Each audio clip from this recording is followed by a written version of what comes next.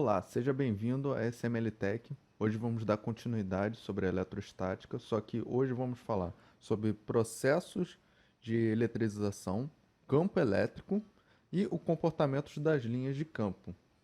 Para dar um início à nossa exemplificação, vamos falar sobre a eletrização por atrito, onde, atritando dois materiais isolantes diferentes, o calor gerado pode ser suficiente para transferir elétrons de um material para o outro, ficando ambos os materiais eletrizados, sendo um positivo, o que cedeu os elétrons no caso, e o outro negativo, onde recebeu os elétrons. Então veja bem, como a gente atrita, no caso, um PVC com um tecido, vamos dizer que seja um tecido propriamente um nylon, esse atrito faz com que os elétrons sejam desprendidos dos átomos, onde estão presentes no nosso cano de PVC, e eles são depositados onde fica eletricamente carregado o tecido que a gente está utilizando, como foi exemplificado aqui nesse carinha aqui.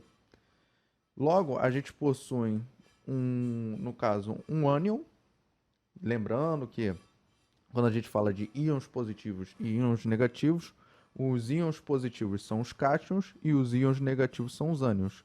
Onde no caso, o ânion seria o tecido, porque ele ficaria com uma carga negativa, e o nosso cano de PVC, por retirarmos os elétrons, ele passa a ser um cátion. Então, lembrando, o tecido aqui seria um ânion por receber elétrons e o PVC seria um cátion.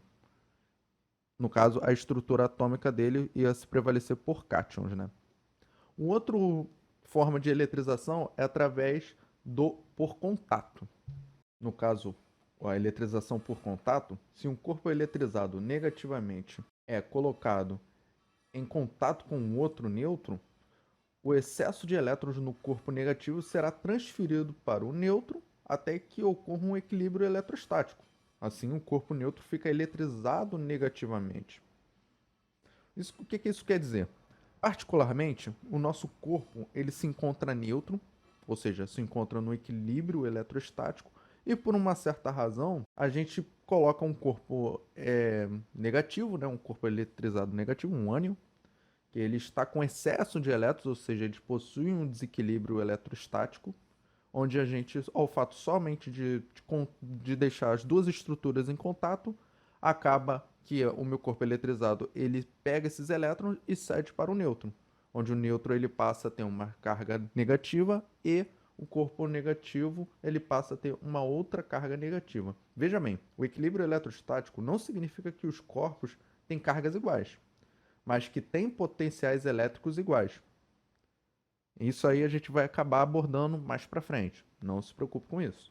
Agora, outro conceito é a eletrização por indução. Esse é um pouquinho mais complexo, mas vamos tentar resumir o máximo possível. Bem, a eletrização por indução, ao fato de aproximar um corpo eletrizado positivamente de um corpo condutor neutro isolado, os seus elétrons livres serão atraídos para a extremidade mais próxima do corpo positivo. O que isso quer dizer?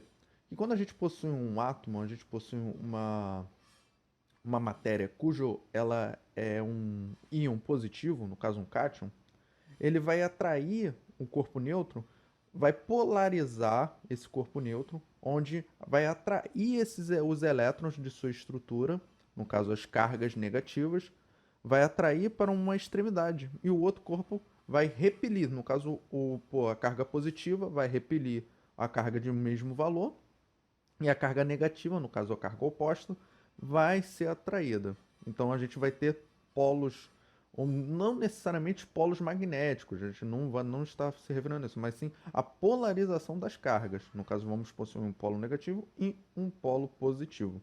Veja que, ao fato de ele estar aterrado, o polo positivo, no caso no meu corpo neutro, ele passa a atrair elétrons, como a gente está representando aqui. Ele tem um aterramento, esses elétrons são retirados por uma força de atração. Falando assim, ou seja, com o excesso de elétrons numa extremidade, no polo negativo, e a falta de elétrons em um outro polo positivo, tornando dois polos. Aterrando o polo positivo desse corpo, ele atrairá elétrons da Terra até que a extremidade fique novamente neutra, desfazendo o aterramento e afastando o corpo com carga positiva. O corpo inicialmente neutro fica eletrizado negativamente. Veja bem, quando a gente trabalha com átomos, a gente não tem uma facilidade em trabalhar com prótons. A gente pode utilizar prótons, como a gente está utilizando aqui, só que a gente retirou os elétrons e estamos usando a própria estrutura atômica. Você lembra que o núcleo possui os prótons, né? Os prótons e os nêutrons. Ele se torna uma carga positiva, logo ele vai atrair. Veja que não tem contato e nem atrito, é somente indução, aproximação dos dois elementos. E quando a gente retira esses elementos e retiramos o aterramento, o corpo carregado, no caso o corpo neutro, ele vai estar carregado negativamente. Ou seja, a gente, por indução, transformou ele em uma carga negativa. Agora, aproveitando que a gente falou um pouco sobre a eletrização dos corpos, pelo menos os conceitos básicos que são conhecidos, eu queria falar também sobre o campo elétrico gerado, no caso, principalmente o campo pontiforme, que é gerado através da carga elétrica. No caso que vou representar por esses dois desenhos. Certo. Por um momento, a gente vai se atentar por essas duas representações aqui. O que isso quer dizer? Possuímos duas cargas. Como o campo elétrico, no caso os seus vetores, as suas linhas de campo vão se comportar. No caso, o campo elétrico possui campos, necessariamente possui linhas de campo. A gente representa como linhas de campo. Vamos pensar assim. O campo elétrico gerado pelo o campo positivo, no caso a carga positiva, gera um campo divergente. O que isso quer dizer? Ele gera um campo onde que as suas linhas, os seus vetores, são de dentro para fora. Ou seja, dentro do núcleo, são vetores que saem do seu núcleo, são vetores que saem do seu átomo, representados desta maneira. Agora, uma carga negativa possui um campo convergente, ou seja, as suas linhas de campo elas são de fora para dentro, ou seja, a gente possui um vetor que ele sai de uma extremidade externa e vai até o seu centro, no caso o centro do átomo, que são representados desta maneira. Agora que sabemos a respeito das linhas de campo de cada elemento, no caso de cada carga, a gente também pode ver que podemos parametrizar a sua intensidade de campo com a seguinte equação, onde o campo elétrico ele pode ser definido por K, onde corresponde à constante dielétrica do meio, no caso, que podemos representar por 9 vezes 10 a nona, Newton metro quadrado por Coulomb ao quadrado. Na verdade, essa constante dielétrica do meio, ela é muito utilizada até mesmo para capacitância. Só que a gente está representando como se fosse um meio, como se fosse no vácuo e no ar, que são bem aproximados, inclusive. A próxima é o módulo da carga em Coulomb. No caso, o módulo da carga a gente já representou no último vídeo. No caso, são os números de elétrons colocados ou retirados, vezes a carga elementar, que a gente sabe que é 1,6 vezes, menos 1,6 vezes 10 elevado a menos 19 Coulomb. E é inversamente proporcional ao quadrado da distância, no caso a distância d, entre a carga e o ponto considerado. Bem, e você deve estar se imaginando.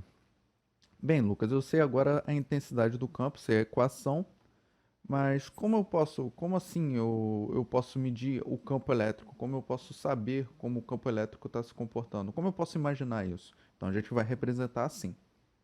Veja que a carga ela está representada num ponto onde que a gente consegue mensurar a distância onde que a gente está medindo no caso, vendo no caso, o E, que é o campo elétrico. Esse campo elétrico gerado, ele tem uma distância desse ponto.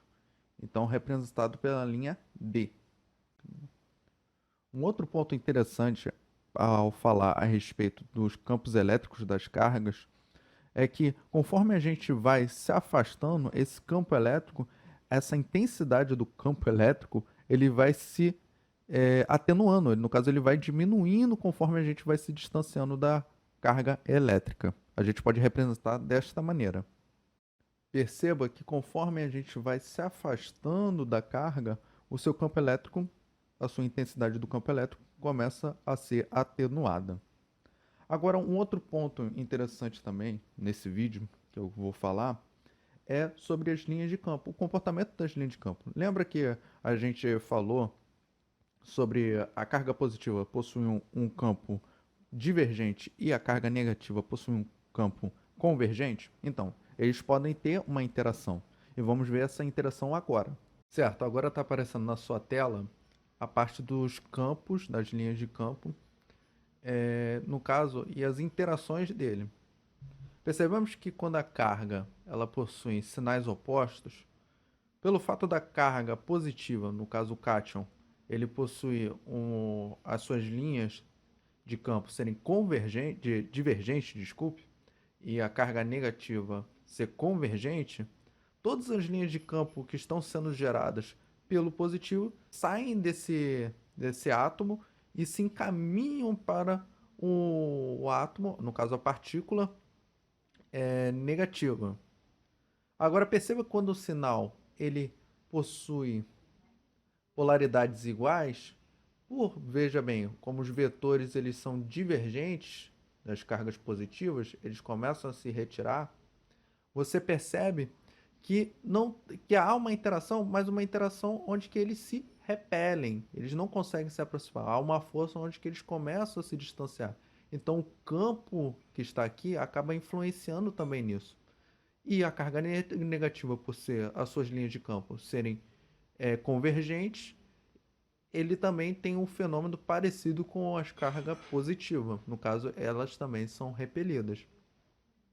Então, pessoal, eu vou ficando por aqui. Eu espero que tenham gostado do conteúdo. Se gostou, dá uma curtida. Se caso esse conteúdo você pode estar compartilhando, pode estar passando para alguém para ajudar essa pessoa. E caso você queira colocar algum comentário, você vai estar disponível aí no YouTube, beleza? Então, eu vejo você no próximo vídeo.